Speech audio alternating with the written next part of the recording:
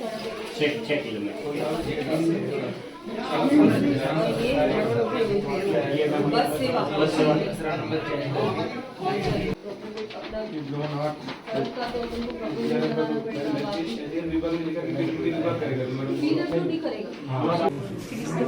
चिकित्सा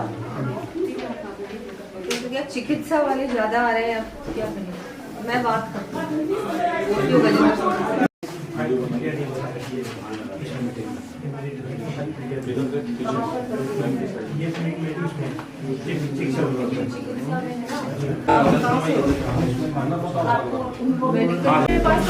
बहुत सारा काम है मैडम, जब मदर के लिए हम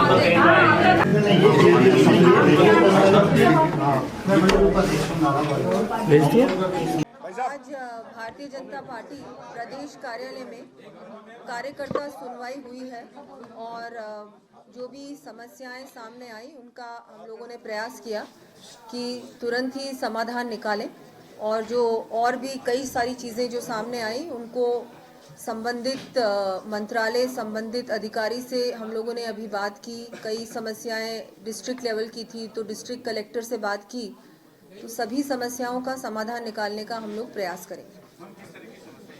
हर प्रकार की बहुत सारी अलग अलग समस्याएं थी। मुझे लगता है कि मैं धन्यवाद देना चाहूँगी हमारे प्रदेश अध्यक्ष जी का माननीय मुख्यमंत्री जी का कि अब महीने में एक बार कम से कम हर मंत्री की कार्यकर्ता सुनवाई प्रदेश कार्यालय में रखने का उन्होंने निर्णय लिया है। इससे निश्चित रूप से जो भी समस्याएं हैं वो सामने भी आएंगी और उनका हम लोग समाधान भी जल्द से जल्द निकाल पाएंगे, क्योंकि ये बहुत ज़रूरी था और ये किया है और मैं उनका बहुत बहुत आभार व्यक्त करती हूँ। समस्याएं तो देखिए आप कभी समाप्त हो ही नहीं सकती। अगर आप समाप्त भी करते हैं, किसी प्रॉब्लम का हल भी ढूंढ लेते हैं तो दूसरी प्रॉब्लम आ जाती है। तो ये तो ऑनगोइंग प्रोसेस है और हम लोगों ने जितना हम लोगों से हो सका उतना समाधान निकालने का तुरंत भी प्रयास किया और आगे आने वाले समय में भी हम लोग इस पे काम करते रहेंगे।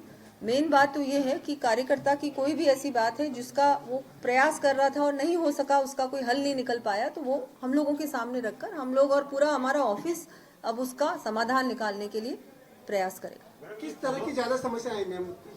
मुख्य रूप से जो प्रमुख किस तरह की ज्यादा कॉमन समस्या है? आपको बताया कि अलग अलग प्रकार की समस्याएं कुछ डिस्ट्रिक्ट लेवल की थी, कुछ और थी, मतलब सारे ही अलग अलग डिपार्टमेंट से रिलेटेड थी। कुछ मेरे डिपार्टमेंट से थी, हमारे माननीय खर्रा जी भी मंत्री जी भी यहाँ पर हैं, उनके डिपार्टमेंट से रिलेटेड भी थी। ऐसी अलग अलग आई है। उनका समाधान मैंने आपको कहा कि हम लोग सब कलेक्टिव रूप से निकालने का प्रयास करेंगे और संबंधित मंत्रालय और अधिकारीगण से भी बात की हम लोगों ने और उनको लेटर भी लिखेंगे और इसको फॉलो अप करते रहेंगे, क्योंकि मुझे लगता है कि समाधान रेगुलर फॉलो अप से ही पॉसिबल है। तो उसके लिए भी हम लोग एक प्रोसीजर बनाया हम लोगों ने। संगठन के जो हमारे पदाधिकारी हैं वो भी मेरे साथ वहाँ पर उपस्थित थे, वो लोग भी फॉलो अप करेंगे कि ये समस्या सामने आई है, इसका फिर एवरी 2 डेज उसका फॉलो अप होगा ताकि उसका रिजल्ट निकले। क्योंकि समस्या हम लोग तो ले लेते हैं, उनका ज्ञापन भी ले लेते हैं, लेकिन उसका रिजल्ट निकलना चाहिए। जरूरी नहीं 100% हर चीज पॉसिबल है, नहीं हो सकता। कई चीजें ऐसी भी आती हैं जो पॉसिबल नहीं हो पाती, लेकिन एटलीस्ट उस व्यक्ति को संतुष्ट करना जरूरी है कि आपकी ये प्रॉब्लम थी, इसका हमने ये हल निकाला, और ये प्रॉब्लम है जिसका हल हम लोग नहीं निकाल पाते क्योंकि कई टेक्निकल रीजंस भी होती है। तो एज लॉन्ग एज आप उसको एड्रेस करें प्रॉब्लम को, वो जरूरी है। धन्यवाद। क्या 2 साल से सुनवाई नहीं हो रही थी? नहीं, बिल्कुल नहीं। मैंने बताया ना आपको कि समाधान तो देखिए, आज कोई भी समस्या का समाधान निकाल देंगे आप, वही व्यक्ति हो सकता है वापस आ जाए कोई और समस्या लेके। तो ये तो एक ऑनगोइंग प्रोसेस है, लेकिन एटलीस्ट सुनवाई तो हो रही है ना। 2 साल की आप क्या बात कर रहे हैं? इससे 5 साल कांग्रेस राज था, उस समय तो बिल्कुल ही सुनवाई नहीं होती थी। किसी ने सुना ही नहीं था कि उनके कोई भी पदाधिकारी या मंत्री कार्यकर्ताओं की सुनवाई करें। हम लोग कार्यकर्ता की भी करते हैं, आज यहाँ पर कार्यकर्ता सुनवाई है, लेकिन हम लोग 2 दिन, कम से कम 2 दिन, और मुख्यमंत्री जी भी, हम लोग जन सुनवाई भी करते हैं। हमारे निवास स्थान पर हम लोग जन सुनवाई भी करते हैं। तो वो तो चल ही रहा है ना, वो तो जब से हम मंत्री बने तब से शुरू है। चलिए जी, अब बहुत बहुत आपका धन्यवाद, आभार। ऊपर करो। हाँ ऐसे ऐसे मैडम को धक्का दे रहे हो। बस ये हो गया, है ना? भारतीय जनता पार्टी के प्रदेश कार्यालय में भारतीय जनता पार्टी के कार्यकर्ताओं की जन सुनवाई का कार्यक्रम शुरू किया गया है। आज लगभग 150 कार्यकर्ता अपनी अपनी शिकायत या अपने अपने व्यथा लेकर आए हैं।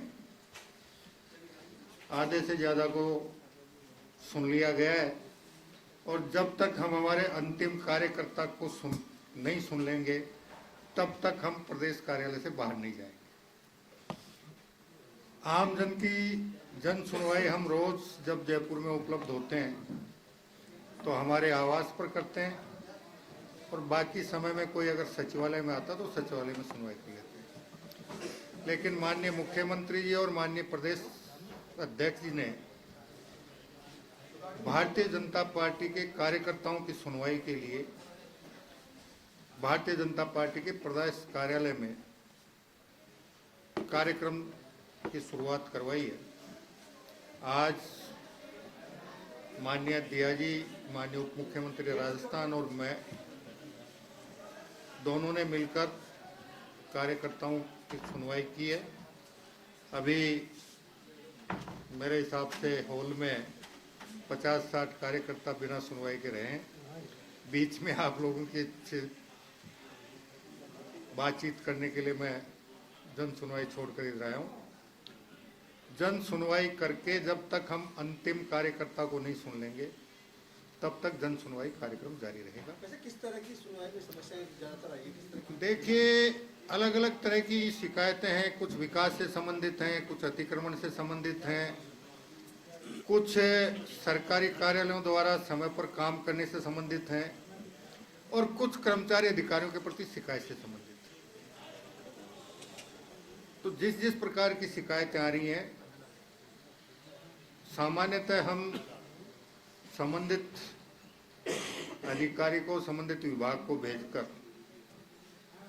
पहले उनसे उनकी टिप्पणी प्राप्त कर रहे हैं और टिप्पणी प्राप्त करने के बाद कार्यकर्ता की शिकायत क्या थी, किसी कार्यालय अधिकारी से क्या जवाब आया है, उसका अध्ययन कर अगर किसी अधिकारी कर्म या किसी कार्यालय ने गलत सूचना प्रेषित की है तो हम उसके मुताबिक आगे की कार्रवाई करेंगे। और अगर किसी अधिकारी या कार्यालय ने शिकायत के मुताबिक वास्तविक तथ्य हमारे सामने प्रस्तुत कर दिए तो उस पर सरकार के स्तर पर जो निर्णय होने वाला है उसको हम सरकार के स्तर पर संबंधित माननीय मंत्री महोदय से अनुरोध करके निर्णय करवाएंगे और जो अधिकारी स्तर पर निर्णय होना है हम संबंधित अधिकारी को निर्देशित कर अधिकारी के स्तर पर उसका निर्णय करवाएंगे। जिस गाँव की भीड़ उमड़ रही है, लगता नहीं कि समस्याएं बहुत ज्यादा हैं, लोग परेशान हैं, इसलिए भीड़ इतनी उमड़ रही है? देखिए, कार्यकर्ता आम जन के बीच रहता है और वो आम जन जो पार्टी के विभिन्न कार्यक्रमों में हमारे कार्यकर्ताओं के कहने से बढ़ चढ़ कर भाग लेता है, उनकी जो व्यथा है उन व्यथाओं को सुनकर उनके आवेदन लेकर हम तक जयपुर लेकर आ रहे हैं और हम प्रदेश कार्यालय में बैठकर उसकी जन सुनवाई कर रहे हैं। अब 8 करोड़ की आबादी में अगर प्रतिदिन, वैसे तो हमारे पास, जब मैं जयपुर में रहता हूं, मेरे आवास पर सुबह 100 से लेकर 200-250 तक विभिन्न प्रकार की शिकायतों के समूह में लोग आते हैं, उनको भी सुनते हैं। लेकिन जो आम गरीब आदमी दूरस्थ स्थान पर निवास कर रहा है और जयपुर आने तक की उसकी स्थिति नहीं है, उस आम जन की पीड़ा को हमारे कार्यकर्ताओं के माध्यम से हम तक पहुंचाने का एक कार्यक्रम भारतीय जनता पार्टी के माननीय मुख्यमंत्री जी और प्रदेश अध्यक्ष जी ने शुरू किया है। रोहतास राय ये कह रहे हैं कि आप कार्यकर्ता सुनवाई कर रहे हो पर मंत्रियों की सुनवाई नहीं हो रही है। दूसरा वो अब भैया मुझे पता नहीं है, डोटासरा जी मंत्री थे तब कोई उनकी सुनते था या नहीं सुनता था। हमारी पूरी सुनते हैं अधिकारी, और हम जो उचित काम कहते हैं किसी अधिकारी का दम नहीं है कि उस काम बात को टाल दे। मध्यप्रदेश सवाल था कि कांग्रेस ये आरोप लगा रही है कि पंचायत चुनाव को टाला जा रहा है। पंचायत और निकाय चुनाव। गांव और शहर से लेकर देखिए, पदयात्रा निकलेगी। सुन लीजिए मेरी बात, कांग्रेस ये चाहती है कि बिना पिछड़ा वर्ग को आरक्षण दिए चुनाव करवा दिए जाए, क्योंकि माननीय सर्वोच्च न्यायालय का एक आदेश है, एक निर्णय है कि जब तक त्रिस्तरीय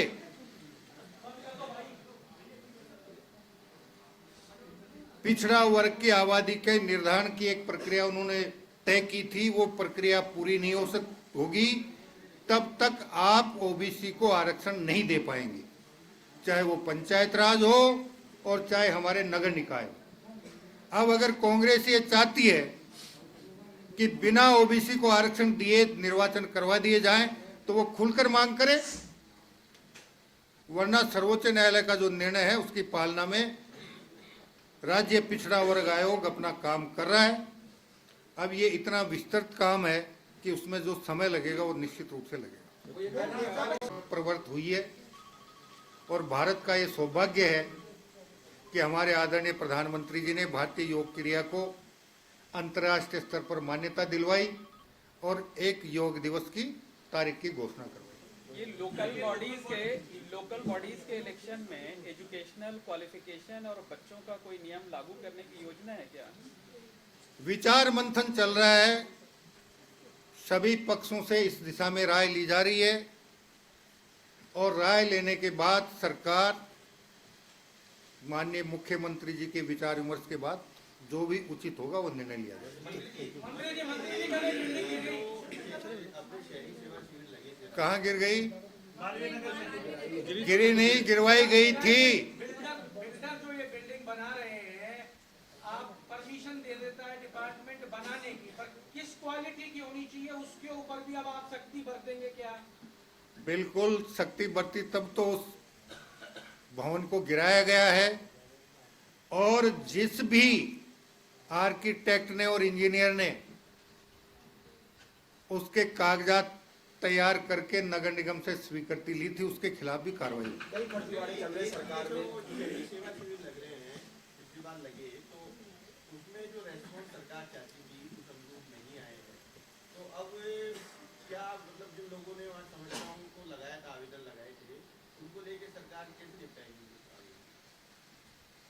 शहरी सेवा शिविर में अभी जो हम दोबारा से फॉलोअप कैंप लगा रहे हैं उसमें शहरी सेवा शिविर के समय जितने ऑनलाइन आवेदन प्राप्त हुए हमने सभी संबंधित निकायों के अधिकारियों को निर्देशित कर दिया है कि जितने भी ऑनलाइन आवेदन नियमानुकूल हैं उनका निस्तारण फॉलोअप शिविर के माध्यम से निश्चित रूप से हो और जो आवेदन नियमानुकूल नहीं है उसका कारण प्रदर्शित करते हुए संबंधित को सूचित कर दिया। सर, फर्जीवाड़े चल रहे हैं सरकारी डिपार्टमेंटों में, किसी के नाम से फिटनेस और सर्टिफिकेट बनाए जा रहे हैं, अन्य जो आदमी है ही नहीं वहाँ पर उनके सर्टिफिकेट बनाए जा रहे हैं, क्या कहना है? मुख्यमंत्री जी के नाम का फिटनेस कर दिया।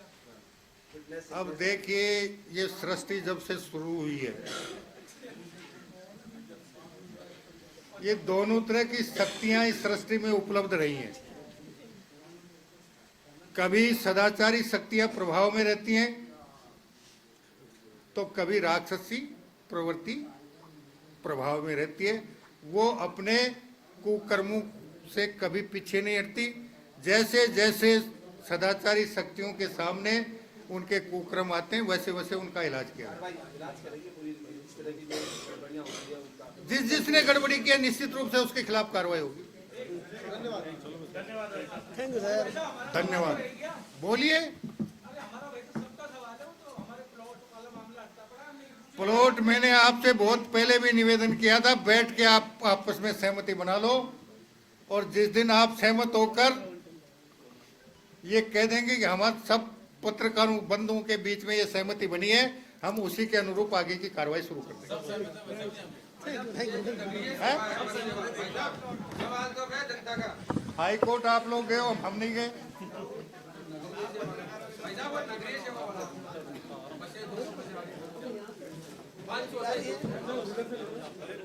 वो भी आ रही हैं, आदेश कार्यादेश जारी हो चुका है।